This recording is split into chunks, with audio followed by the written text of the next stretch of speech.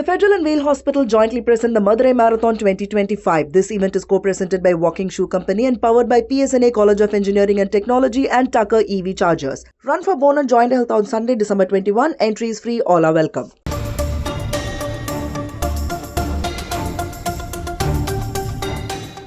Urinary tract or a gastrointestinal infection. But instead of quick relief, the antibiotics just don't work. The infection rages, turning a treatable illness into a life-threatening battle. This is not science fiction. It's the harsh reality unfolding in healthcare facilities across India right now. Welcome to Second Opinion, where experts speak first.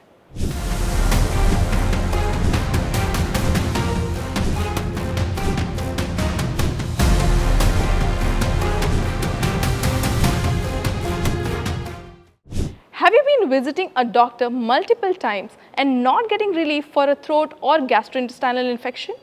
Despite a dose of strong antibiotics, the infection continues to persist for a long time, leaving you exhausted. Sounds familiar? Well, you are not alone in this situation. It appears there is an alarming rise of antimicrobial resistance in India, and our wonder drugs are losing their magic against everyday superbugs.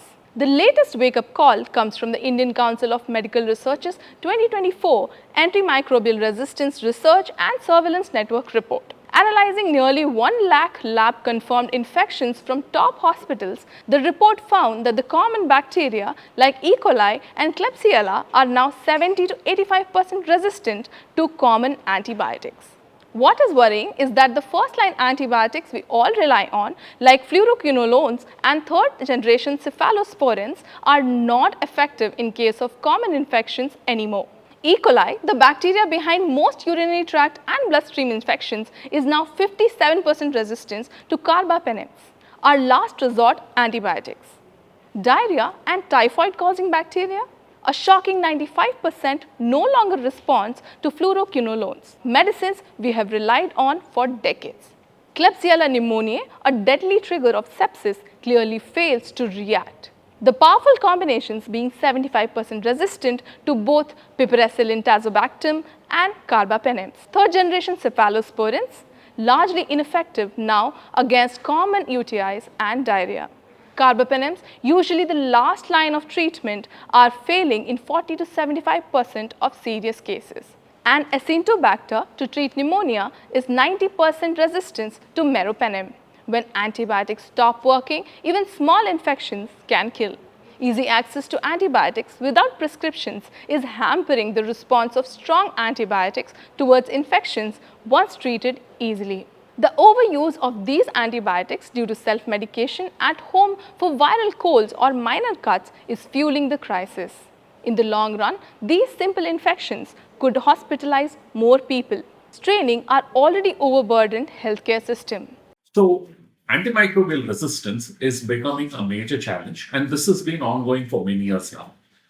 A lot of drugs which we used to take for granted as a fantastic treatment option for even commonly seen infections like urinary tract infections are no longer effective, which basically means that A, the number of drugs available to treat simple infections is becoming less available. 2, the treatment options are becoming more expensive. 3, the treatments are also having more side effects. 4, in spite of treatment, people are more likely to get complications or end up in a hospital.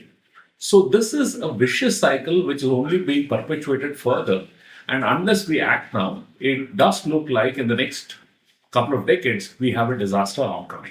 Let's hear it from the experts on how antibiotic overuse, over-the-counter sales in pharmacies are adding to the concerns of antimicrobial resistance. AMR is everywhere. So there are no drugs. Clinicians are at a loose end. The government is worried. There are millions of people dying because of resistance. There is no drug to give a patient who gets into sepsis. This is what is inviting all of us to form a team. The number of microbes in our body are millions of times higher than the cells of our body, meaning that we are living in the body of the microbes. They are successful, they are single cells. The clinicians have to now very sincerely look into overuse of antibiotics, to stop when the antibiotic is no longer needed, to stop when they know this is a viral condition, to rationally use whatever antibiotics they are using today. That is number one. What can the microbiology do? Microbiology is the quality of diagnostics that gives out a lab report. It is good if there is a team effort between the government and the private sector to give out the reports. And the second important thing what they can do is bring out statutory requirements, bring out regulations, regularize and kind of minimize the sale of antibiotics over the counter or without a prescription, which means people who just know, paramedics who know just about a levofloxacin, even TB is showing resistance to levofloxacin. So things that are sold over the counter and people are familiar with, if there is a little restriction on this, that could help in the bigger picture. These concerns are not just limited to adults, but even children are facing the challenges in treatment due to antimicrobial resistance. Previously, urine infections, especially those affecting the kidney in children, were very sensitive to an antibiotic called ceftriaxone, which many of you may be familiar with. But over the past 8 to 10 years, we are seeing that about 60 to 70% of the infections that are caused by E. coli, which is a bacteria, which causes urine infection, is being resistant to ceftriaxone. So we have to give little higher antibiotics. The problem with giving higher antibiotics many times is that it is more expensive, it can have more side effects and prolonged hospital stay or prolonged treatment and symptoms for the child. So that is what the challenges that we are facing now.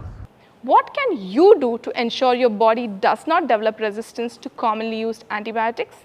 At home, first finish your course of medications if prescribed, but never self-medicate.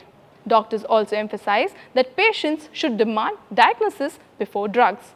In that, drug resistance has come on only with the widespread indiscriminate use of antibiotics. And even Alexander Fleming, the discoverer of penicillin, had warned us about this in his Nobel Prize winning speech. So it's a direct consequence of the amount of antibiotics. So what patients need to ask themselves is, every time you go to a doctor, if you do get an antibiotic, ask your doctor, do I really need the antibiotic? 2, if the doctor says an antibiotic was not necessary, please don't pressurize them into taking antibiotics. 3, please do not go to the pharmacy and ask for over-the-counter antibiotics. All of this ensures that you have a high price to pay that when you do fall in. Why? Because if you fall in, then these drugs will not work and you end up having to pay more for very, very difficult to treat infections. Finally, please keep in mind that most fevers that you see in the community, like influenza, dengue, and chikungunya, are viral infections and they do not require antibiotics. Taking antibiotics does not make you better faster. It just gives you unnecessary cost, side effects, both in the short term and the long term. Antimicrobial resistance isn't inevitable, but it's a challenge you can overcome by staying informed and aware. That's all for this episode of Second Opinion.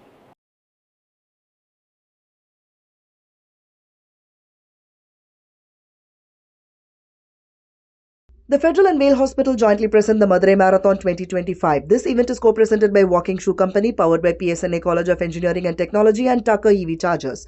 Run for Bone and Joint Health on Sunday, December 21. Entry is free. All are welcome.